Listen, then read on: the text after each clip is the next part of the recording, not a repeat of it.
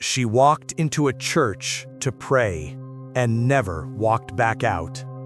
By sunrise, officers pushed open those heavy doors and froze. Her body was staged near the altar, positioned in a way so disturbing that parts of the scene were sealed from the public for decades. Whispers spread instantly. This looked nothing like a normal homicide. Some even called it a ritual. And yet the darkest part of this story isn't what they found inside that church. It's what they didn't see, standing right behind the investigation. This is the murder of Arlis Kay Perry.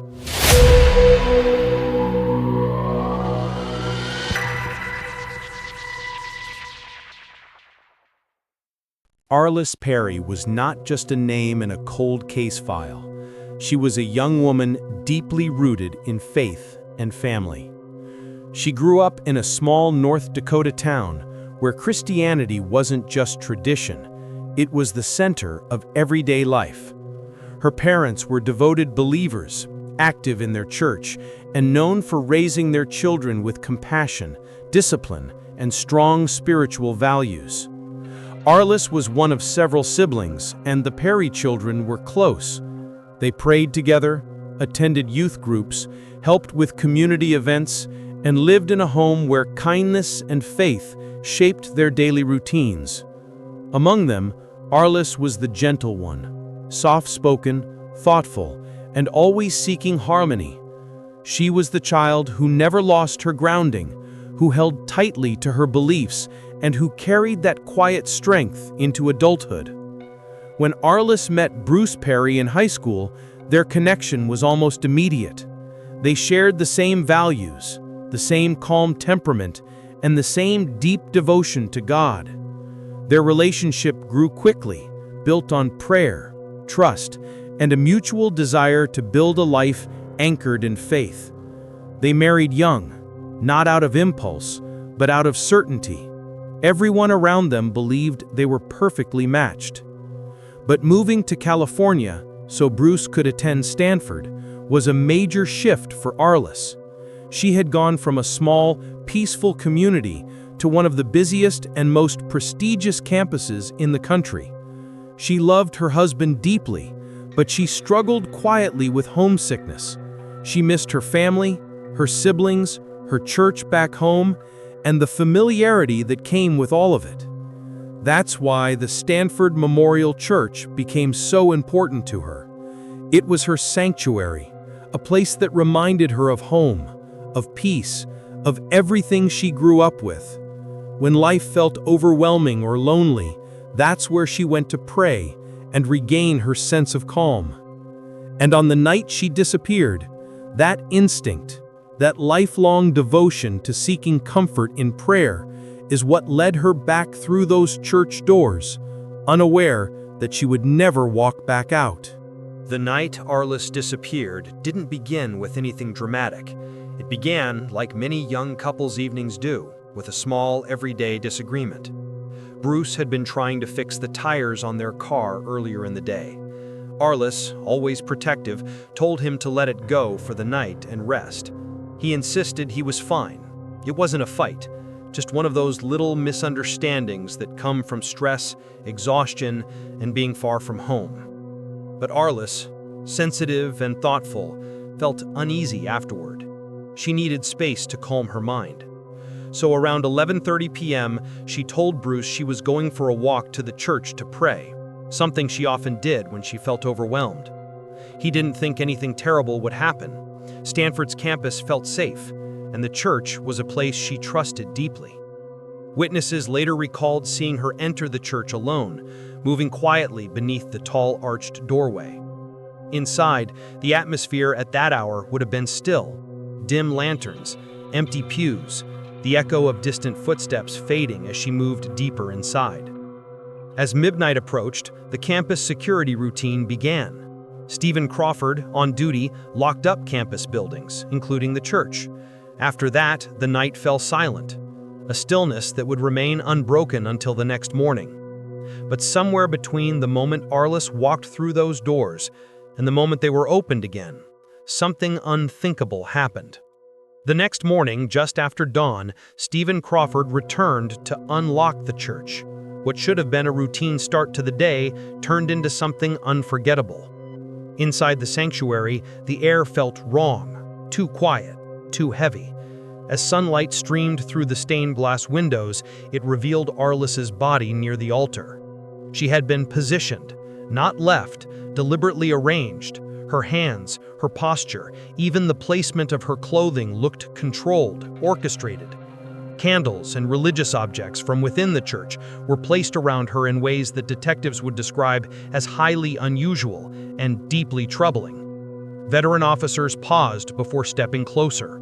Some details were so disturbing that authorities chose not to release them publicly, not then and not for decades. What they did share was enough to ignite the imagination of anyone who heard about it.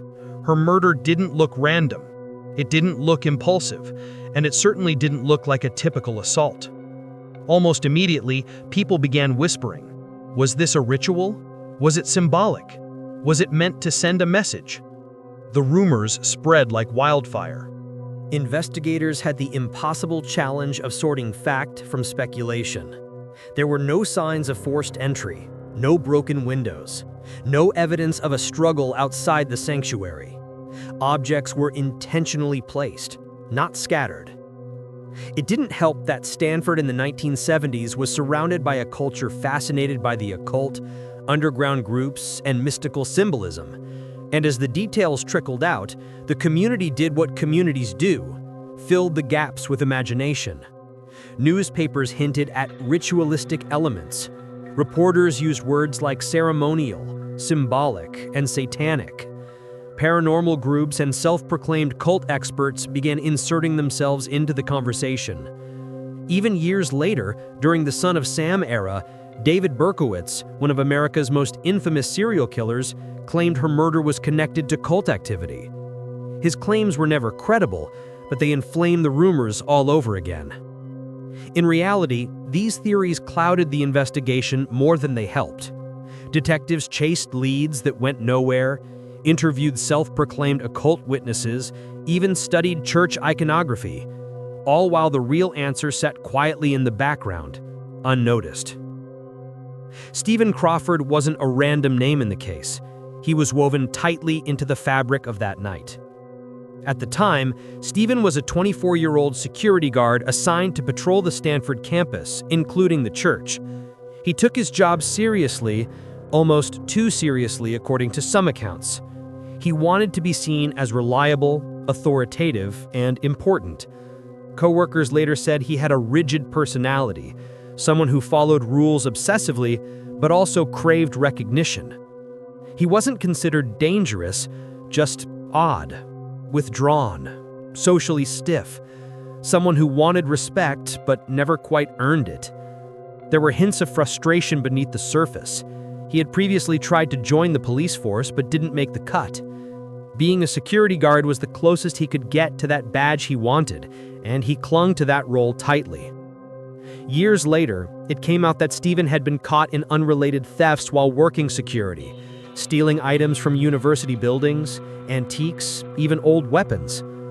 That detail, in hindsight, painted a picture of a man who moved through Stanford's halls with more access and more boldness than anyone realized at the time. Behaviorally, those who knew him described him as controlling, sometimes intrusive, and easily resentful when he felt dismissed. He was the kind of person who would overstep boundaries quietly until someone finally noticed. But on that night in 1974, none of that was known. All anyone knew was that Stephen claimed he was the one who found Arlis, the one who unlocked the doors, the one who alerted authorities, the one who stood at the center of the investigation from the very first moment. And for decades, people took him at his word, never realizing just how close the darkness had been all along. As the years passed, Arlis' murder became one of Stanford's most haunting unsolved cases.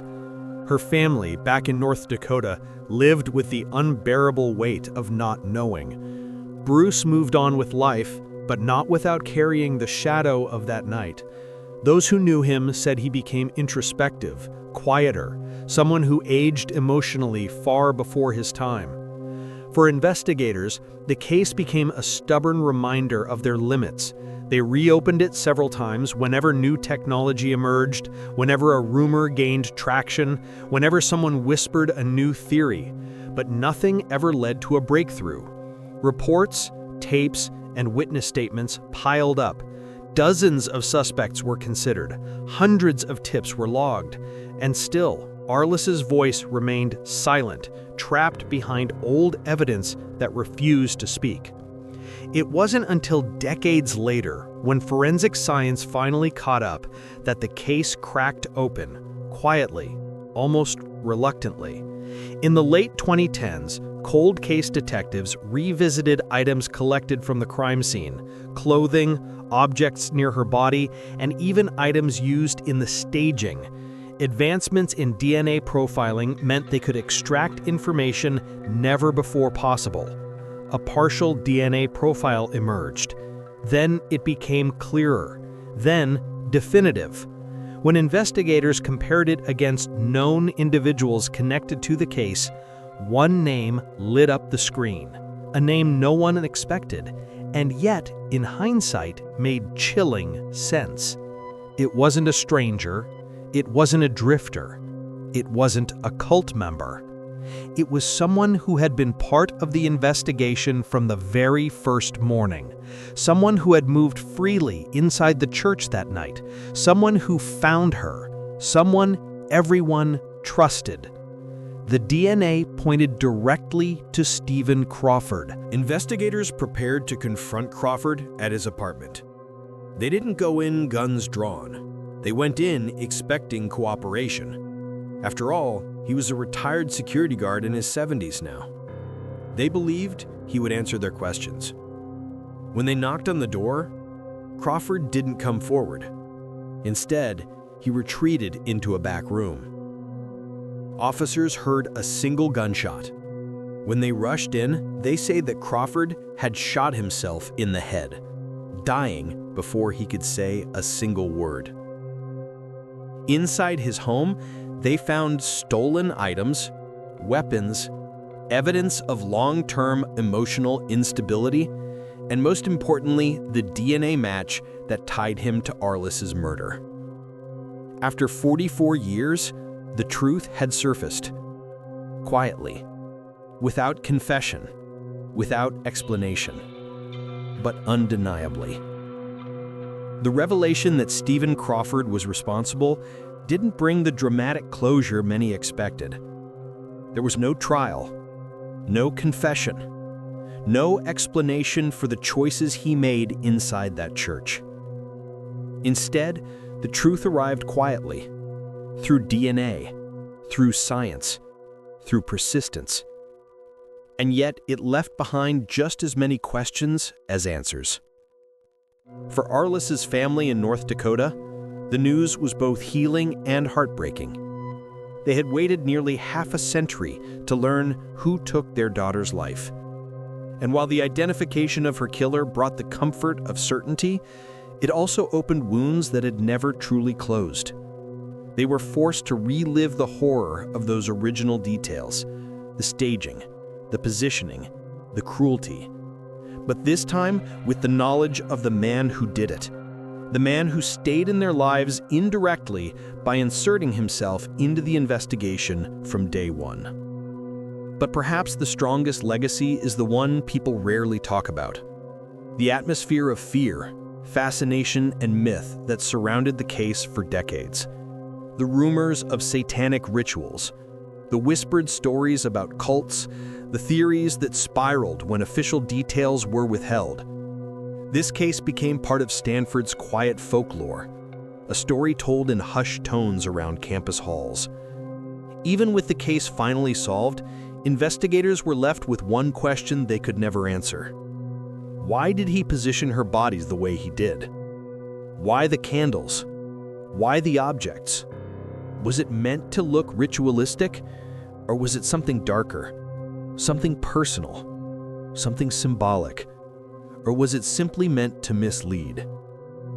To this day, no one knows what was going through his mind inside that church.